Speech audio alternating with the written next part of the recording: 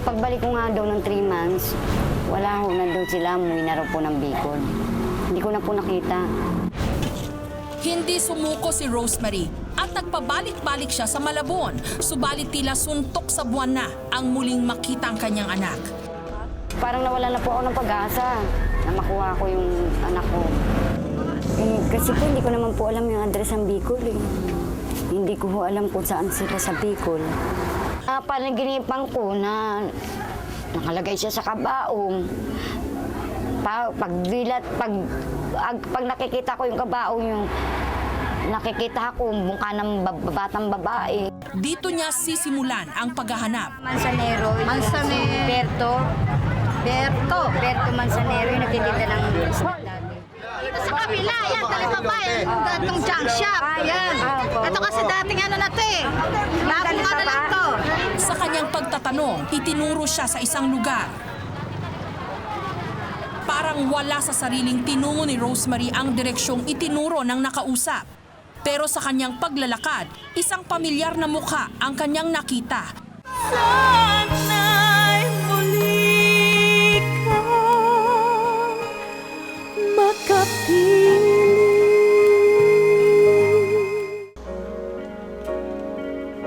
Kadalasang palamuti lamang sa dingding ang mga kalendaryo sa tahanan, pero hindi para kay Rosemary. Ito ay mga papel ng pagpapaalala na nakailang pilas na ito ng mga pahina, pero ang kanyang anak na si Rose Ann halos 13 taon na niyang hindi nakikita. Tuwing taon-taon lumalakad ang taon, naalala ko yung anak ko. Lalo pag nakakita ko na inaayusan. Hinahanap-hanap pa rin ni Rosemary ang maiinit na yakap at halik ni Rose Ann. Hindi sapat ang mga salita upang ilarawan ang kanyang labis na pananabik sa kanyang anak.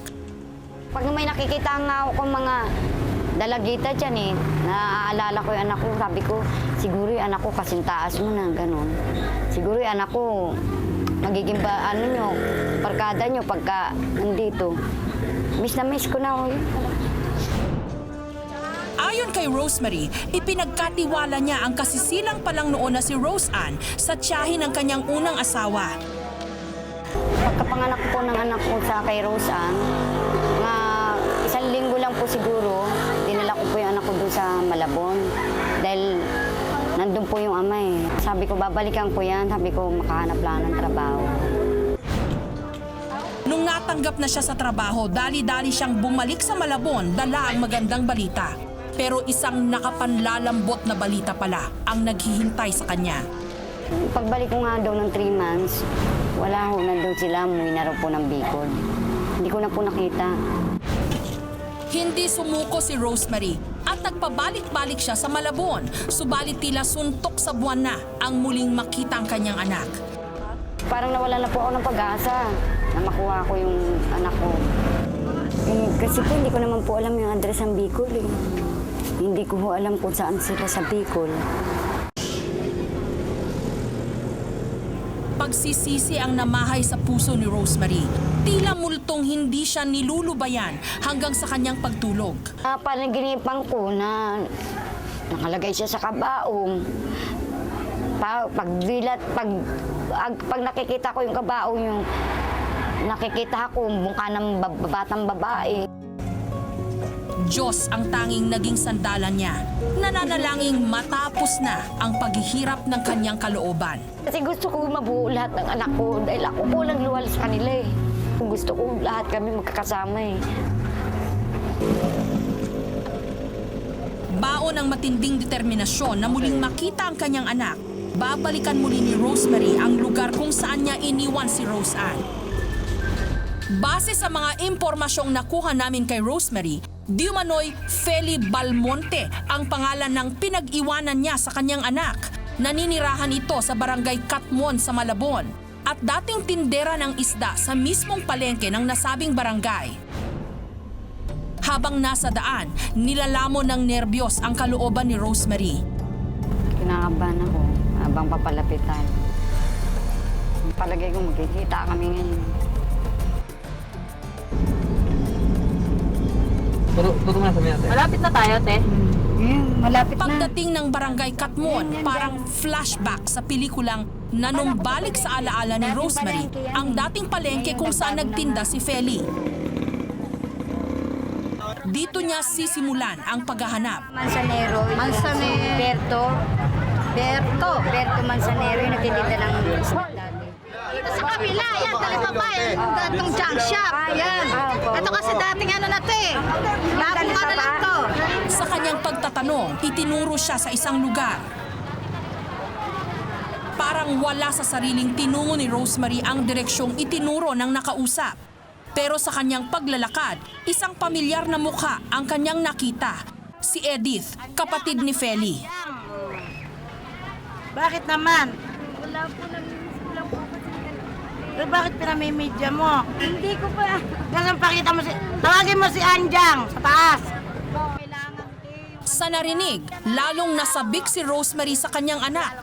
Hindi niya inakala na ganito lang niya kabilis makikita ang kanyang anak. Dali-dali siyang isinama ni Edith sa bahay kung saan naroon si Rose Ann. Pero hindi dinatna ni Rosemary ang pinanabikan niyang anak. Kasama raw kasi itong nagtinda ng uling ni Feli sa palengke. Naging kapanapanabik ang bawat segundo. Maya-maya pa, ang pinaka-aasam na sandali ni Rosemary. Ayun na naglalakad ayan ayan eh. Ayan nakaitim nasa gitna. Kaya kasi malo. Hindi maliniwalang nanay kanya. Pero hindi pa man nakaakyat ng bahay si Rose Ann, nagulat kami sa ikinilos ng dalagita. Halatang pilit na iniwasan ni Rose Ann ang kanyang ina. Hindi halos makapaniwala si Rosemary sa naging reaksyon ng matagal niyang hinahanap na anak. At nakadagdag pa sa bigat ng kalooban ni Rosemary ang maaanghang na salitang pinakawalan ni Aling Feli, ang pinag-iwanan niya kay Rose Ann. Game pa lang. Ano na yung anak mo? Hindi ka kilala. Tagal ng panahon. Ayun, nakita mo. Pinag-arugaan ka to. Pinag-arugaan namin kahit madudungis kami kahit anong trabaho namin. Basta may kaya namin yan.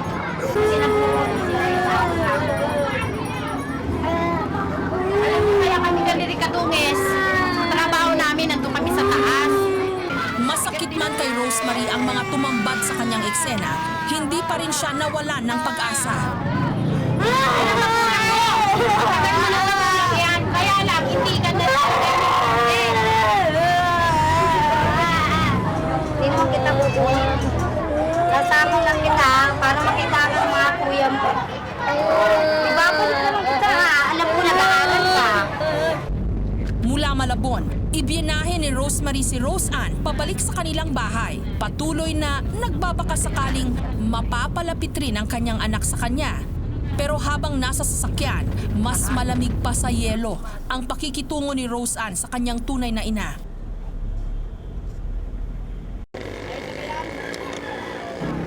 Sa una, halatang nagpapakiramdaman si Rose Ann at ang kanyang mga kapatid kung paano nila pakikitunguhan ang isa't isa. Hanggang hindi na napigilan ng kapatid ni Rose Ann ang kanyang sarili. Agad niyang ipinadama ang damdaming 13 taon niyang kinimkim.